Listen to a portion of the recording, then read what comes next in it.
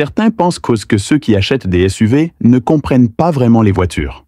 En réalité, la plupart de ces véhicules reposent sur un châssis de berline, simplement doté d'une carrosserie légèrement surélevée, ce qui augmente la garde au sol et le volume du coffre, mais peut nuire à la maniabilité et au confort.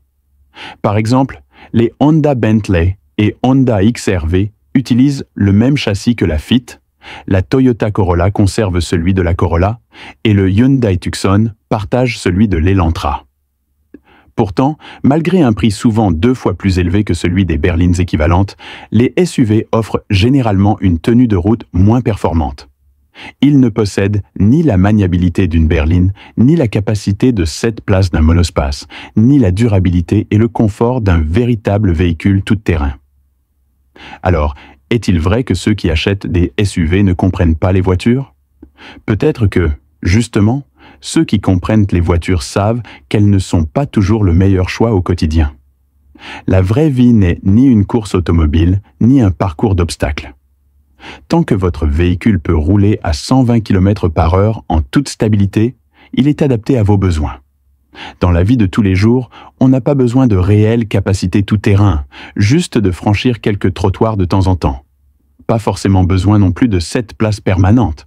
Quelques sorties familiales suffisent, avec assez d'espace pour tous et leurs bagages. Un SUV répond bien à ces critères.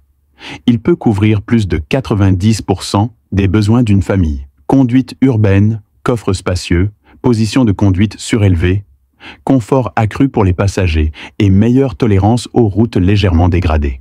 Les voyages en famille, par exemple pendant le Nouvel An lunaire, y sont souvent plus agréables et moins sujets au mal des transports. Pour une famille qui ne possède qu'une seule voiture, un SUV bien équipé devient un choix logique. Si mes moyens me le permettaient, j'en aurais 3. Une berline pour mes trajets quotidiens, offrant stabilité, faible consommation et plaisir de conduite. Un SUV spacieux pour les sorties en famille, confortable pour les enfants comme pour les personnes âgées. Un SUV tout-terrain pour les aventures, capable de franchir montagnes, rivières et chemins difficiles. Mais pour la plupart des foyers, le budget impose un compromis. Le SUV, sans être parfait dans tous les domaines, reste souvent le choix le plus pratique.